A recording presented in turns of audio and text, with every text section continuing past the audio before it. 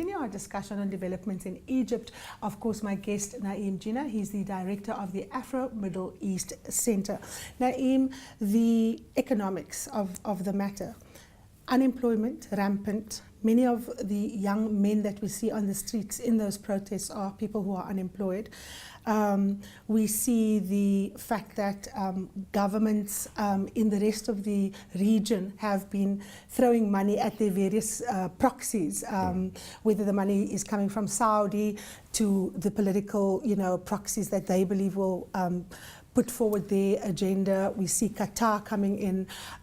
Take us through some of the economic challenges that any new government that comes out of this very fluid situation will have to contend with to get some measure of stability into just ordinary Egyptians' ability to conduct their lives, to go and put petrol in the car, to put the lights on, to put bread on the table. Okay, firstly, much of the criticism about Mursi was that he didn't do anything much in terms of the economy in a year. I mean, with the structural state of the economy, there isn't much you can do in a year.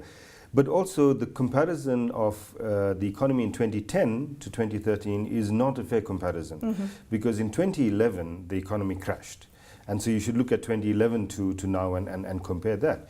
So you have a situation where you have unemployment that's sitting at in 2010, and now it's not too much different. City at around 14%, the official rate. Yes. You have the tourism industry. With tourism numbers have dropped by about a third. Right? Now, why that's hugely important is because tourism makes up about 10 to 12% of the Egyptian economy, but it employs about 20% of the people. Lots of those people are now unemployed. Very strategic area. Yeah, very strategic. Lots of them are now unemployed. Growth in 2010 was 5%. In 2011, it was 1%, because that was a year when things were shut down, and it's now at around 2%. So the economic indicators are not great, and people really want a change, and that's why people came out on the streets. One big reason in 2011, that's why they're doing it again now. I have an Egyptian friend, and her parents went out because they couldn't stand being in queues to get petrol. Right? But let's also remember that if the army has been planning to sabotage things, if they control 40% of the economy, then the economic sabotage is not that difficult to do. Now, any new government that comes into place is going to have to deal with these kind of indicators. And changing that is not going to be easy. Mursi, of course, tried to get foreign money in. Yes. Remember that he went to Saudi Arabia. Yes. His first trip, and many of us were very critical that his first trip out was to Saudi Arabia. Yeah. His next trip was Iran and then Ethiopia, and we felt that he should have come to Africa after all the good things he said about reintegrating with Africa. But he went to Saudi Arabia with a begging bowl, and he was basically told to go to hell by the king, who said to him, "Go to the World Bank." Because they don't like the Muslim Brotherhood and the Muslim Brotherhood project. They now committed 5 billion to the army. Yes. For those kinds of things. So that economic challenge is not going to be able to be fixed by any new government, not in a year, and I doubt within 4 years. It's just too great and too deeply entrenched for it just to magically disappear. Now, you mentioned the disappointment that Mursi didn't turn to Africa, and which brings me to the very interesting scenario that we have now. The African Union is the only international body that has taken action against the people who have removed Mohamed Mursi from power by unconstitutional means. They've suspended Egypt's membership of the AU, and of course the EU is vacillating, the UN is vacillating, the United States is vacillating, because everyone is hedging their bets. What is the seeming double standards practiced by these international fora tell us about the developments of democracy, particularly in regions that have historically been quite repressed, particularly if you're talking about your, let's say, Middle Eastern regions, where when people took to the streets, there was a great support from America, and now suddenly, when a democratically elected president is removed, America's not quite sure what to say to the army who removed him. Firstly, Mursi actually took very good positions on Africa. Remember Mubarak from 1996, when there was an assassination attempt on his life in Addis, refused to attend AU summits anymore, and Africa became less and less important. Mursi, when he came into power, said that Egypt is going to reintegrate with Africa. He attended the first summit after he was elected in Addis, etc. So there was that attempt. On the double standard issue, I mean, I'm not sure that it's a double standard. It's a single standard for the United States, for example, and that is that the US acts according to its interests, no matter what. And in the Middle East, the US acts according to its and Israel's interests. Now, on this particular issue in Egypt, in the Middle East, the United States is not that great on democracy. I mean, the biggest allies are Saudi Arabia, for example, and Qatar, neither of which is democratic, both of which are monarchies, or Jordan, right? But in Egypt, the issue here is that if President Obama came out on that night when he gave his statement and said that we don't support this military coup, as opposed to just saying we are concerned. Right. The problem with that is that immediately the US would have to suspend its aid. Now, suspending aid to the Egyptian army means undermining the Camp David Accord, right. And undermining the Camp David Accord imperils the security of the Israeli state. So they're not going to do that. Again, it's the single issue, which is the interests of the United States and the interests of Israel, that's at stake. So the fact that it's undemocratic is not really the issue. The fact that a democratically elected president has been overthrown is not really the issue. It's whose interests are at stake here. Mm-hmm. And that's the point. The EU, I would think, is a little more disappointing because they don't, they can't. I'm not saying it's a good justification, but the EU can't justify it in the same way either. Right. But they have been as bad in their statement. They've been virtually silent, isn't it? One or two statements from Catherine Ashton basically echoing Barack Obama. Perhaps the worst is the United Nations. Absolutely. I mean, the United Nations has came out with a weak statement that didn't say anything, didn't condemn the action of overthrowing of a democratic elected president. And one wonders what is the issue here? Why is the UN so weak on the issue, especially after the AU took the strong position it did like 2 or 3 days after? And in all my conversations with international diplomats, they are always saying we want to work in partnership with the AU. The AU is the regional body. Exactly. Surely any international body will take its cue from the AU. Naeem, but some people have said it doesn't really matter what the AU does. Egypt is politically connected to the Middle East and not to Africa. Do you agree with that position?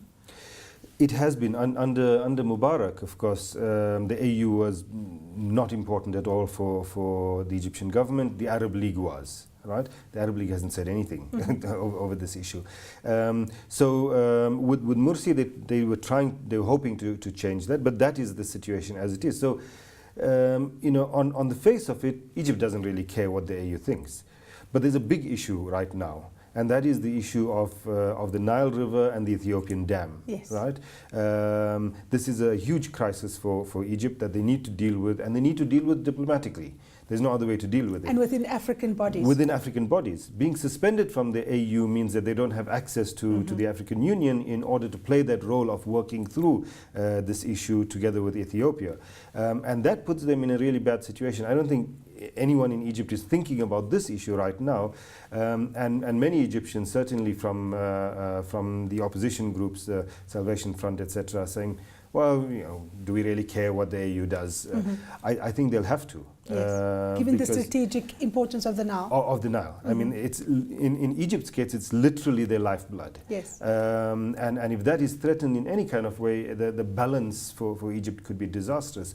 So they've cut themselves off from that, and they're going to, if they don't address it, they're going to have to come to the AU begging for the AU to be unable involved. to set terms. I think that if they move rapidly ahead with planned elections, etc., the AU will take them back. But the way it stands now is that parliamentary elections will only take place January, February, March next year. Presidential elections a few months later. If they can agree. If they can, let me just say on this that with all the nasty things being said about Mursi, he was going to have parliamentary elections in 3 months' time.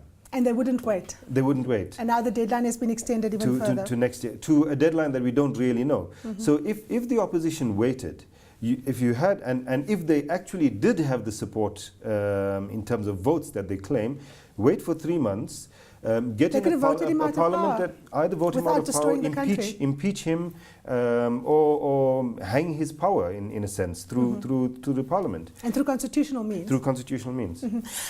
Final kind of raft of questions. The big, broad debate that this has elicited is, of course, the understanding of how democracy unfolds and what democracy is and how you bring it about.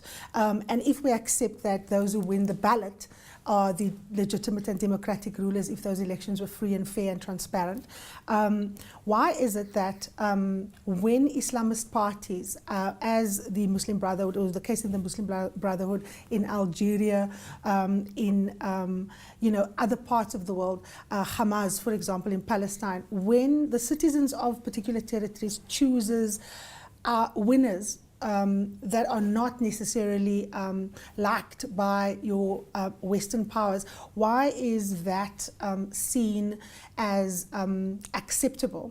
And more importantly, what impact does that have on the readiness of those who believe in political Islam as a political philosophy and its relationship to democratic processes, as opposed to, let's say, terrorism or acts of violence to bring about the kind of political society that they would like to have?